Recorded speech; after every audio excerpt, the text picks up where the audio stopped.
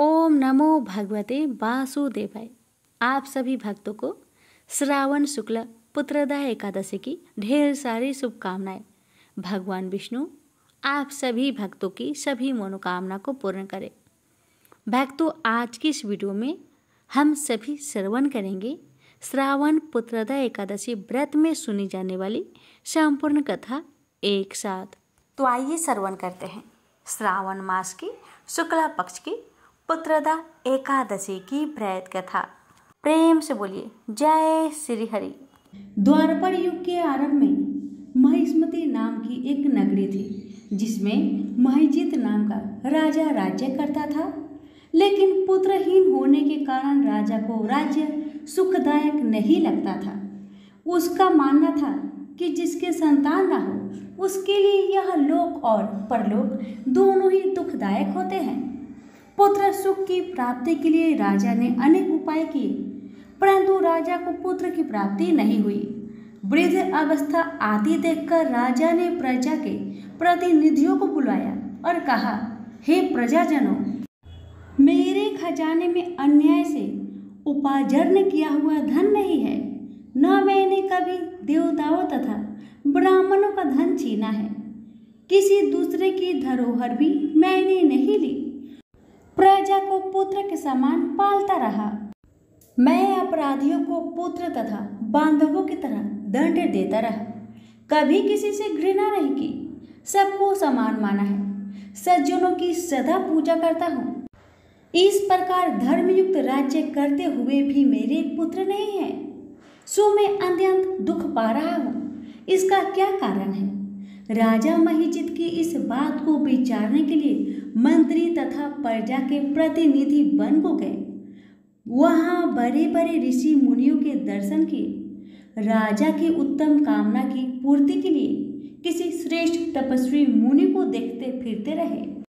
एक आश्रम में उन्होंने एक अत्यंत वयोवृद्ध धर्म के ज्ञाता बड़े तपस्वी परमात्मा में मन लगाए हुए निराहार जितेंद्रिय जितात्मा जित क्रोध सनातन धर्म के गूढ़ तत्वों को जानने वाले समस्त शास्त्रों के ज्ञाता महात्मा लोमस मुनि को देखा, जिनका कल्प के व्यतीत होने पर एक रोम गिरता था। सबने जाकर ऋषि को प्रणाम किया।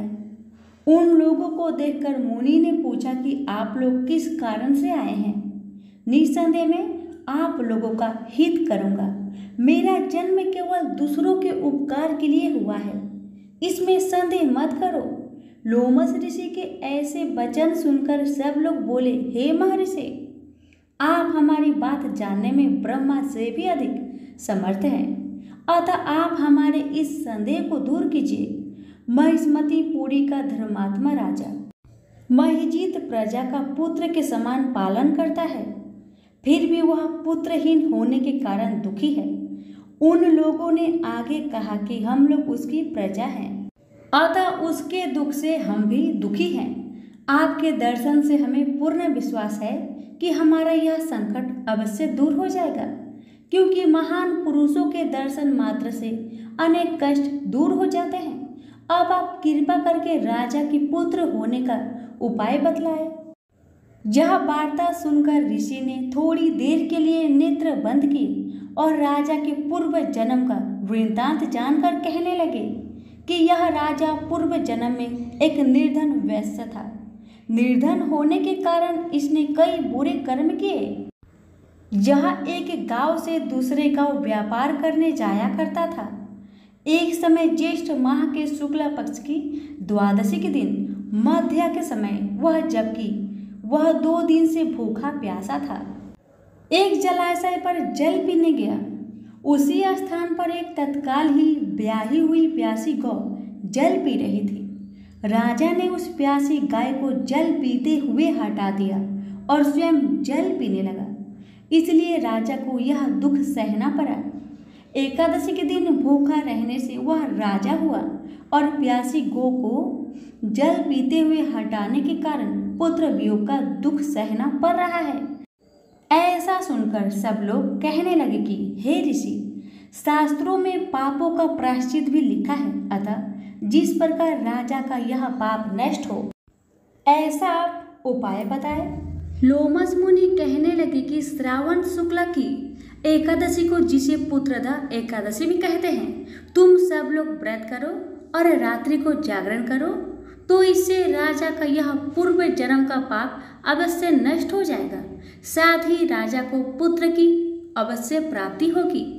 लोमस ऋषि के ऐसे वचन सुनकर मंत्रियों सहित सारी प्रजा नगर को वापस लौट आई, और जब श्रावण शुक्ल एकादशी आई तो ऋषि की आज्ञा अनुसार सबने पुत्रदा एकादशी का व्रत और जागरण किया। इसके पश्चात द्वादशी के दिन इसके पुण्य का फल राजा को दिया गया। उस पुण्य के प्रभाव से रानी ने गर्भ धारण किया और प्रसव काल समाप्त होने पर उसके एक बड़ा तेजस्वी पुत्र उत्पन्न हुआ। इसलिए हे राजन, इस श्रावण शुक्ल एकादशी का नाम पुत्रदा पड़ा। अतः संतान सुख की इच्छा हासिल करने वाले इस व्रत को अवश्य करें। इसके महात्म्य को सुनने से मनुष्य सब पापों से मुक्त हो जाता है और इस लोक में संतान सुख भोगकर परलोक में स्वर्ग को प्राप्त होता है। प्रेम से बोलिए लक्ष्मीपति विष्णु भगवान की जय। एक समय की बात है, किसी जंगल में एक साधु महात्मा का आश्रम था। जंगल के बीचों बीच आश्रम बहुत ही रमणीय एवं मन को शांति प्रदान करने वाला था। साधु महात्मा उस आश्रम में अपने शिष्यों को विविध विषय आदि पर शिक्षा प्रदान किया करते थे। सभी विद्यार्थी उन साधु महात्मा की बहुत इज्जत करते थे एवं उन महात्मा की चर्चा दूर दूर राज्य में होती थी। एक दिन दो युवक उन महात्मा के पास आए और उनका शिष्य बनने की इच्छा की। युक्त अच्छे कुल और परिवार से थे और वह दोनों भी उन महात्मा की चर्चा सुनकर उनसे शिक्षा प्राप्त करने हेतु आश्रम पहुंचे थे। महात्मा ने सोचा कि इन्हें शिष्य के रूप में स्वीकार करने से पहले इनकी छोटी सी कसौटी की जाए, यानी परीक्षा ली जाए, और उन्होंने उन दोनों से आश्रम की एक कमरे में रखे दो मिट्टी की कबूतर को लाने को कहा। दोनों कबूतर बहुत ही सुंदर थे तथा उन पर विशिष्ट प्रकार की कलाकृति की गई थी, जिससे वे बेहद चमक रहे थे। महात्मा ने एक एक कबूतर दोनों युवकों के हाथ में दिए और उनसे कहा कि आपको आपके हाथ में दिए हुए कबूतर की गर्दन तोड़नी है। युवकों को लगा यह तो बहुत ही सरल काम है और इससे क्या शिक्षा हासिल होगी और इससे गुरुजी क्या कसौटी करेंगे, किंतु गुरुजी ने उनके सामने एक शर्त रखी। महात्मा ने कहा कि आपको इन कबूतरों की गर्दन तभी तोड़नी है जब आपको कोई देख ना रहा हो। स्मरण रहे, यदि आपको इनकी गर्दन तोड़ते हुए किसी ने देख लिया तो आप परीक्षा में निष्फल हो जाओगे। जैसे ही आप गर्दन तोड़ लो, मेरे पास चले आना। दोनों युवकों को लगा यह तो बहुत ही सीधा साधा और सरल काम है और दोनों आश्रम से बाहर की ओर चल पड़े। एक युवक आश्रम से थोड़ी दूर गया और उसने देखा कि जहाँ कोई देख ही नहीं रहा, दूर दूर तक कोई दिखाई नहीं दे रहा है, तो मैं गर्दन तोड़ देता हूँ और गुरुजी से जाकर यह बात तुरंत कहता हूँ। दूसरा युवक हाथ में उस कबूतर की कलाकृति को लिए दूर जंगल में चला गया। जब वह एक घने जंगल में पहुंच गया तो एक पेड़ के नीचे वह बैठा और कबूतर की गर्दन तोड़ने का फैसला लिया। किंतु जैसे ही वह गर्दन तोड़ने वाला था, उसकी नज़र उस पेड़ पर बैठी एक पंछी पर पड़ी। तो उसने सोचा कि अगर मैं यहाँ गर्दन तोड़ दूंगा तो यह पंछी मुझे देख रहा है, मुझे कोई और तरीका अपनाना होगा। कुछ विचार करने के बाद वह युवक पास की झाड़ियों में जाकर छुप गया। उसे लगा इन झाड़ियों में मुझे कोई नहीं देखेगा और मैं गुरु जी का दिया हुआ काम पूरा कर पाऊंगा। किंतु उसने देखा कि झाड़ियों में छोटे छोटे कीट पतंगे और मक्खियाँ थी, तो वह भी उसे देख रही थी। यह सोचकर वह झाड़ियों में भी कबूतर की गर्दन नहीं तोड़ पाया। कुछ समय विचार करने के पश्चात उसे एक उपाय सूझा। उसने एक गड्ढा खोदा और उस गड्ढे में बैठ गया। अब उसे लगा कि मुझे कोई नहीं देख रहा है, तो उसने उस कबूतर की कलाकृति की गर्दन तोड़ने का फैसला किया। किंतु उसे एक विचार आया कि अगर मैं इस कलाकृति की गर्दन तोड़ दूंगा तो इस कलाकृति में जो आंखें बनी हैं वह मुझे देख रही है।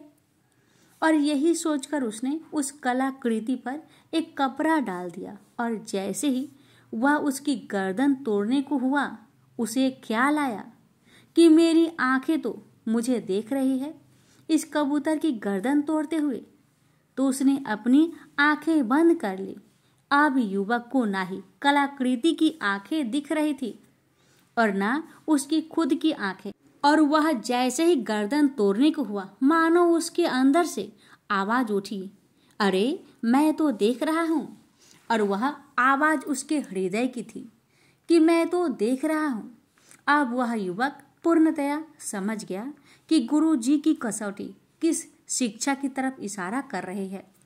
वह युवक उस कबूतर की कलाकृति को लेकर गुरु जी के पास पहुंचा और उसने कहा, क्षमा कीजिए गुरु जी, मैं आपकी दी हुई कसौटी पूर्ण नहीं कर पाया, क्योंकि हर समय कोई न कोई मुझे देख ही रहा था।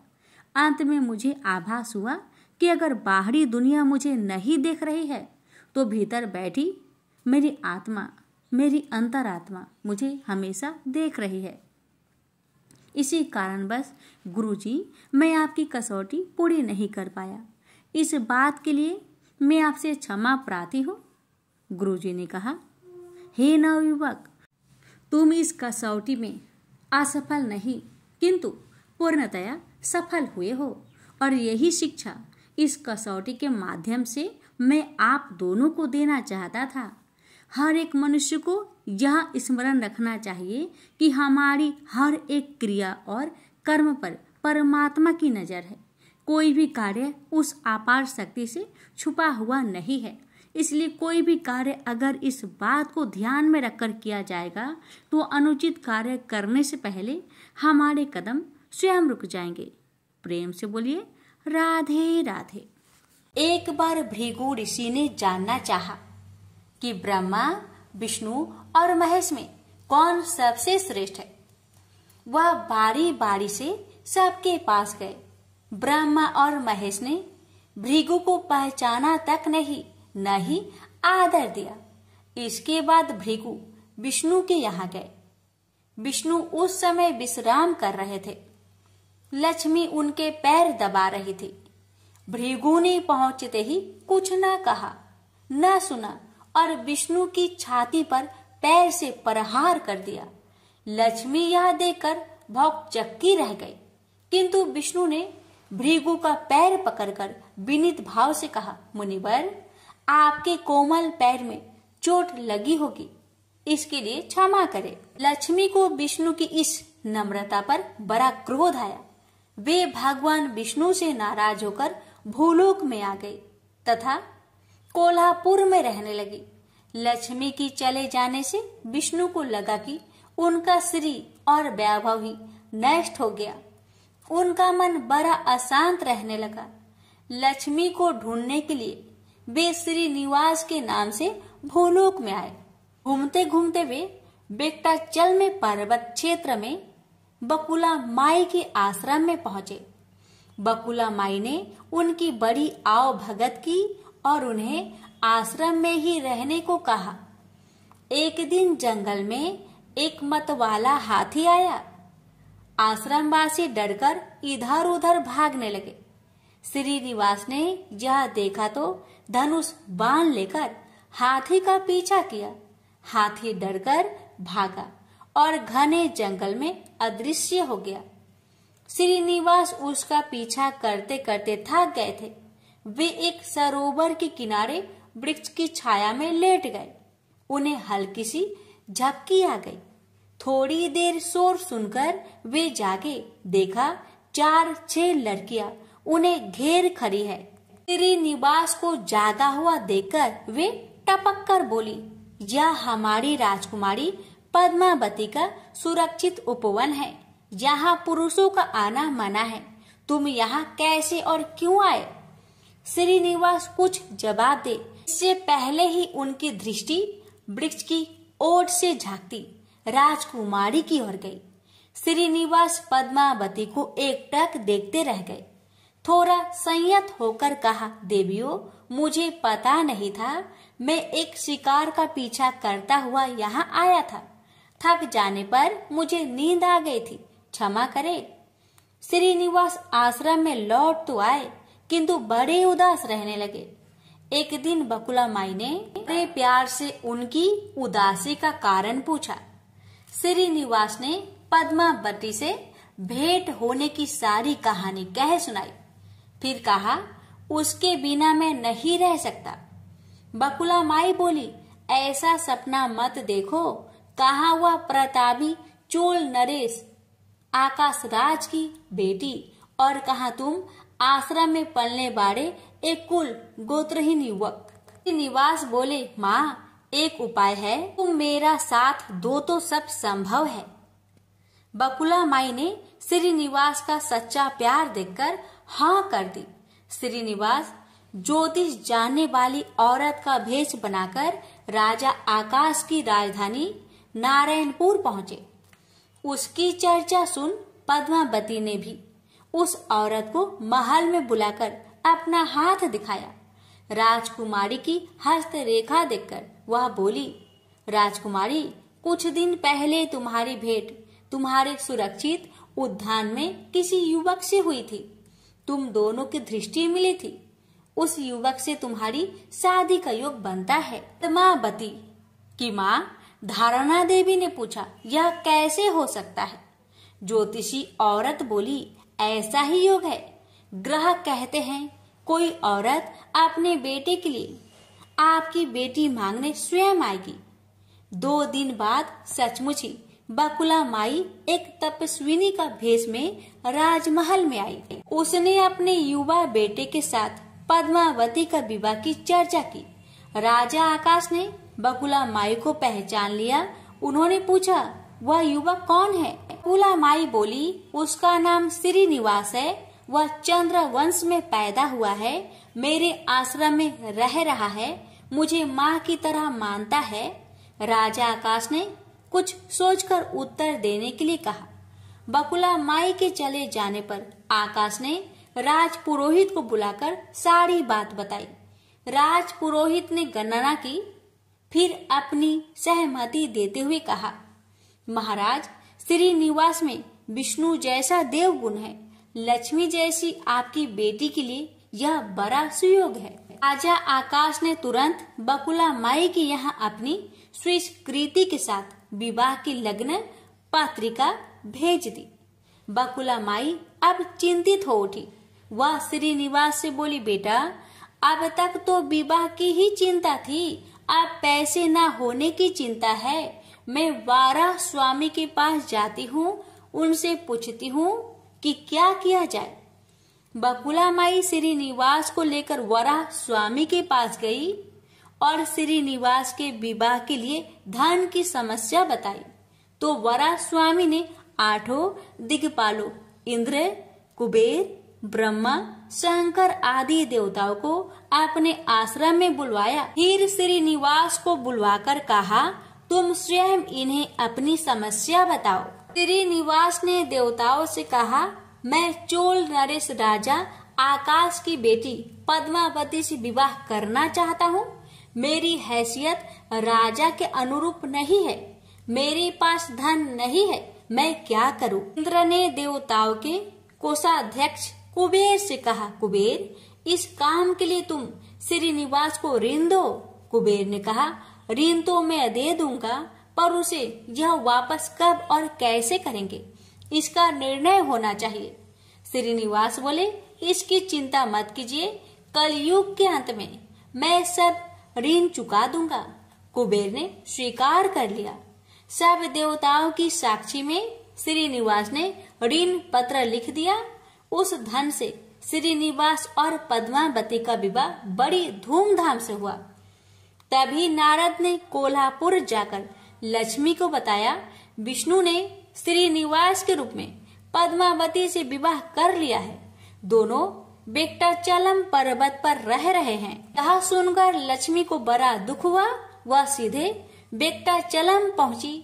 विष्णु की सेवा में लगी पद्मावती को भला बुरा कहने लगी। श्रीनिवास विष्णु रूप मेरे पति है, तुमने इनके साथ विवाह क्यों किया?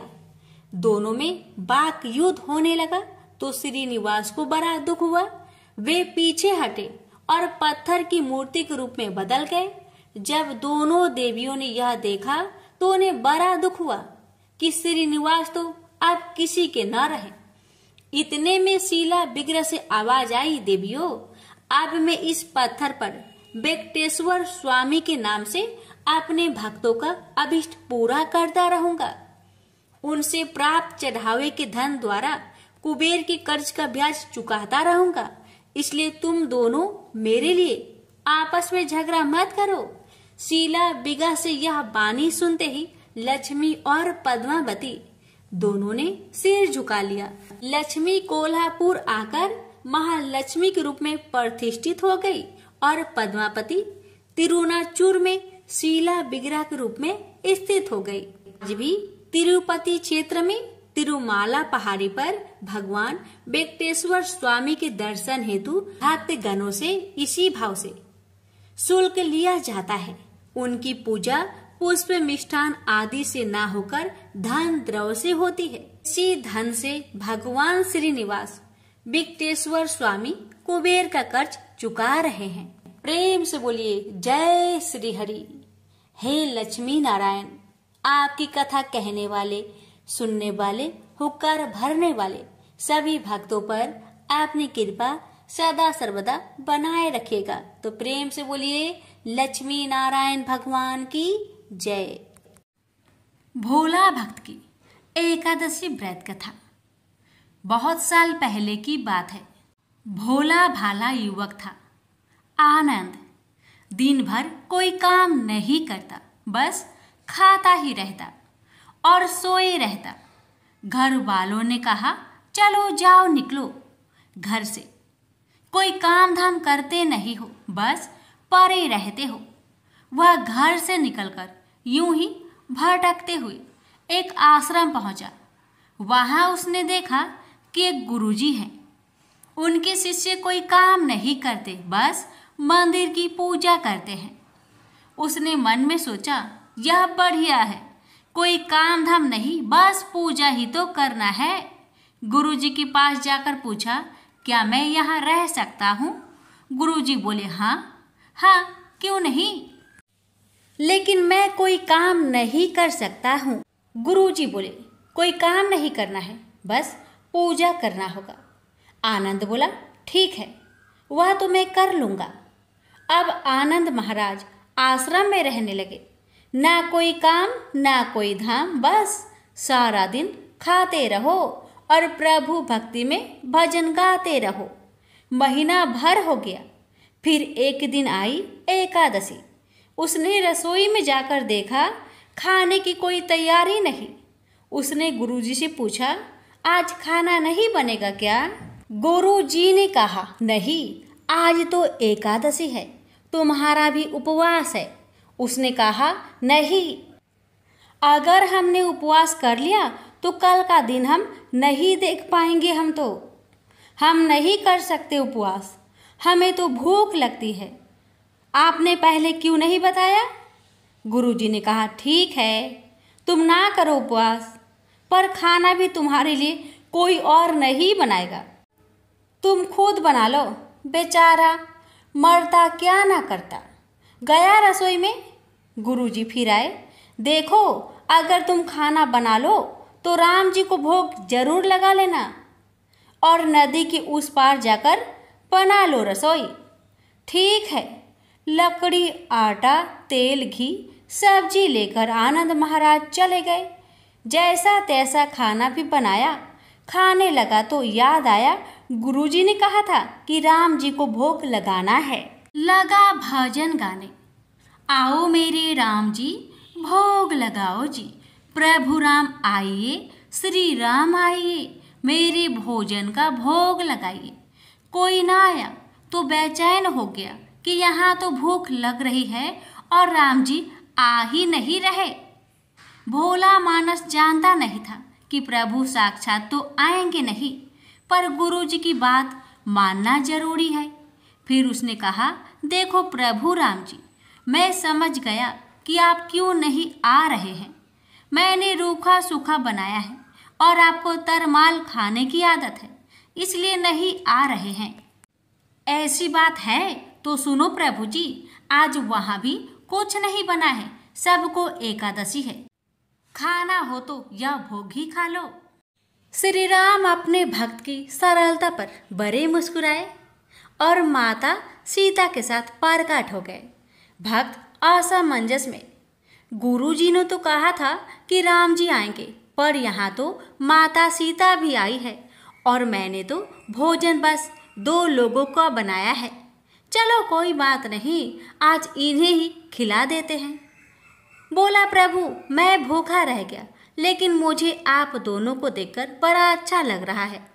लेकिन अगली एकादशी पर ऐसा ना करना, पहले बता देना कि आप कितने जन आ रहे हो, और हाँ थोड़ा जल्दी आ जाना। राम जी उसकी बात पर बड़े मुंदित हुए।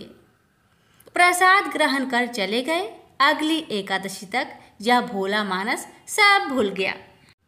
उसे लगा प्रभु ऐसे ही आते होंगे और प्रसाद ग्रहण करते होंगे। फिर एकादशी आई।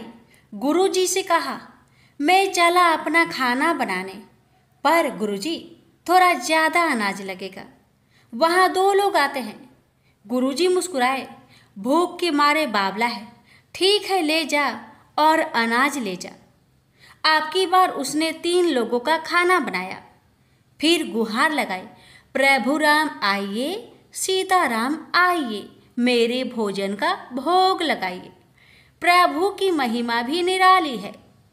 भक्त के साथ कौतुक करने में उनको बड़ा ही मजा आता है। इस बार वे अपने भाई लक्ष्मण, भरत, शत्रुघ्न और हनुमान जी को लेकर आ गए। भक्त को चक्कर आ गया। यह क्या हुआ? 1 का भोजन बनाया तो 2 आए, आज 2 का खाना ज्यादा बनाया तो पूरा खानदान आ गया। लगता है आज भी भूखा ही रहना पड़ेगा। सबका भोजन लगाया और बैठे बैठे देखता रहा। अनजाने ही उसकी भी एकादशी हो गई। फिर अगली एकादशी आने से पहले गुरुजी से कहा, गुरुजी ये आपके प्रभु राम जी अकेले क्यों नहीं आते? हर बार कितने सारे लोग ले आते हैं, इस बार अनाज ज़्यादा देना। गुरुजी को लगा कहीं यह अनाज बेचता तो नहीं, देखना पड़ेगा जाकर। भंडार में कहा, इसे जितना अनाज चाहिए दे दो, और छुपकर उसे देखने चल पड़े। इस बार आनंद ने सोचा, खाना पहले नहीं बनाऊंगा, पता नहीं कितने लोग आ जाए, पहले बुला लेता हूँ फिर बनाता हूँ। फिर टेर लगाई, प्रभु राम आइए, श्री राम आइए, मेरे भोजन का भोग लगाइए। सारा राम दरबार मौजूद। इस बार तो हनुमान जी भी साथ आए, लेकिन ये क्या, प्रसाद तो तैयार ही नहीं है। भक्त ठहरा भोला भाला, बोला, प्रभु इस बार मैंने खाना नहीं बनाया। प्रभु ने पूछा, क्यों? बोला, मुझे मिलेगा तो है नहीं, फिर क्या फायदा बनाने का, आप ही बना लो और खुद ही खा लो। राम जी मुस्कुराए। सीता माता भी गदगद हो गई उसके मासूम जवाब से। लक्ष्मण जी बोले, क्या करे प्रभु? प्रभु बोले, भक्त की इच्छा है, पूरी तो करनी पड़ेगी, चलो लग जाओ काम से। लक्ष्मण जी ने लकड़ी उठाई, माता सीता आटा सानने लगी। भक्त एक तरफ बैठकर देखता रहा। माता सीता रसोई बना रही थी तो कई ऋषि मुनि, यक्ष, गंधर्व प्रसाद लेने आने लगे।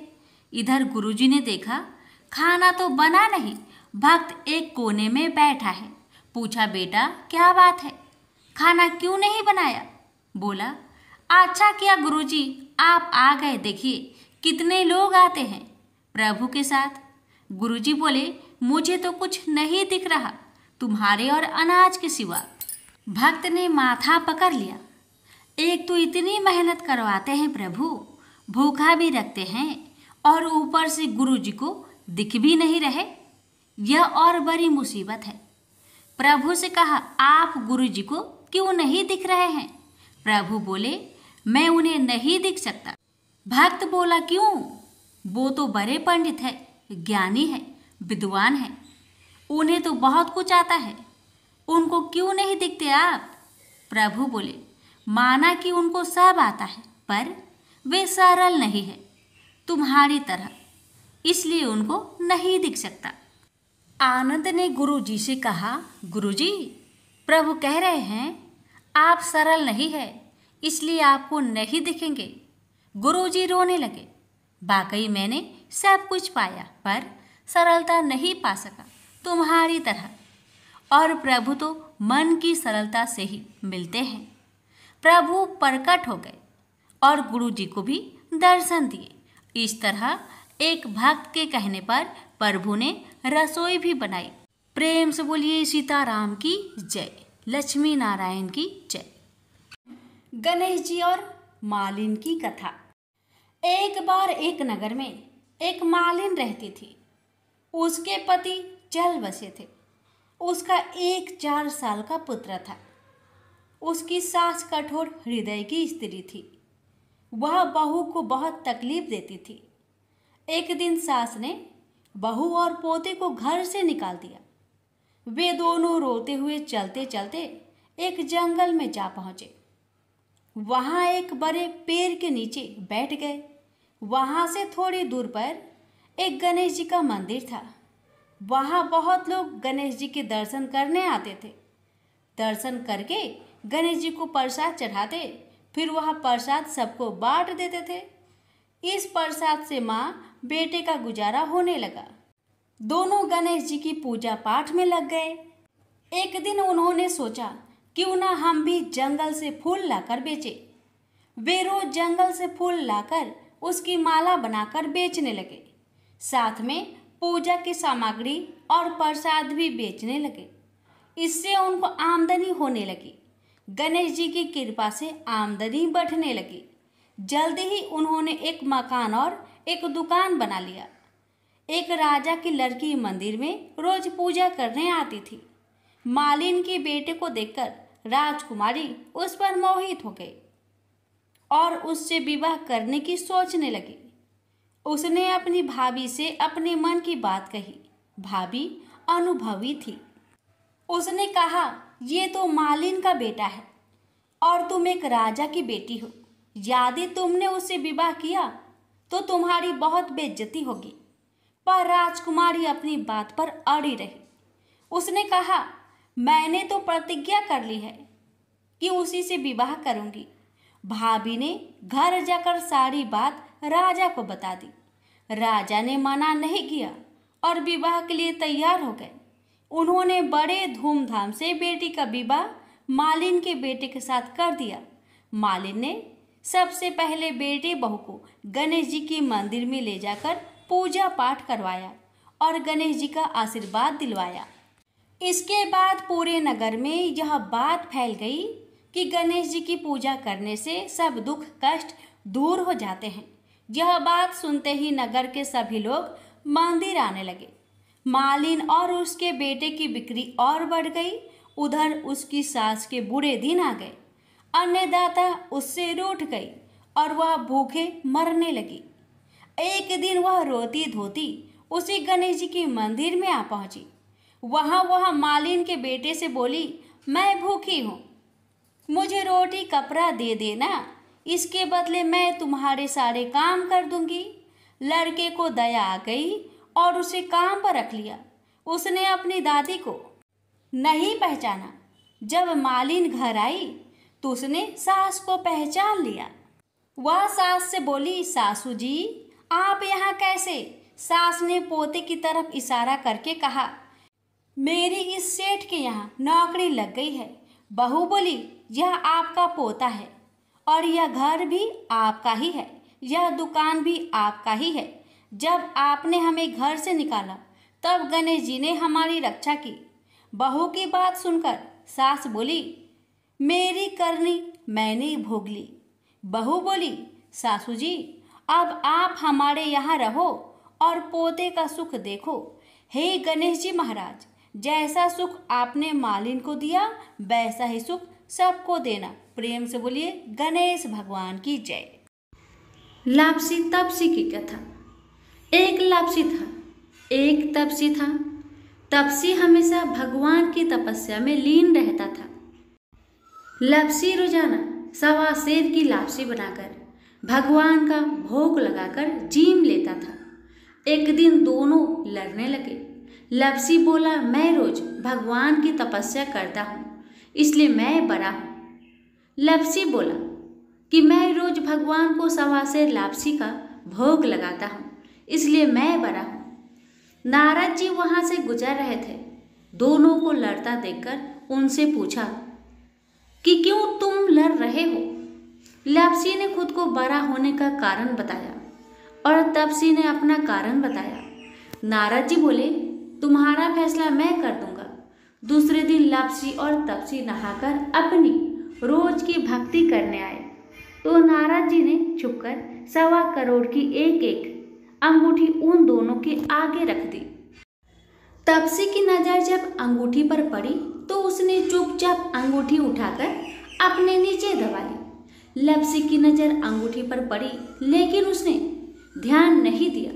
भगवान को भोग लगाकर लापसी खाने लगा। नारद जी सामने आए तो दोनों ने पूछा कि कौन बड़ा। तो नारद जी ने तपसी को खड़ा होने को कहा। वो खड़ा हुआ तो उसके नीचे दबी अंगूठी दिखाई पड़ी। नारद जी ने तपसी से कहा, तपस्या करने के बाद भी तुम्हारी चोरी करने की आदत नहीं गई इसलिए लापसी बड़ा है और तुम्हें तुम्हारी तपस्या का कोई भी फल नहीं मिलेगा। तपसी शर्मिंदा होकर माफी मांगने लगा।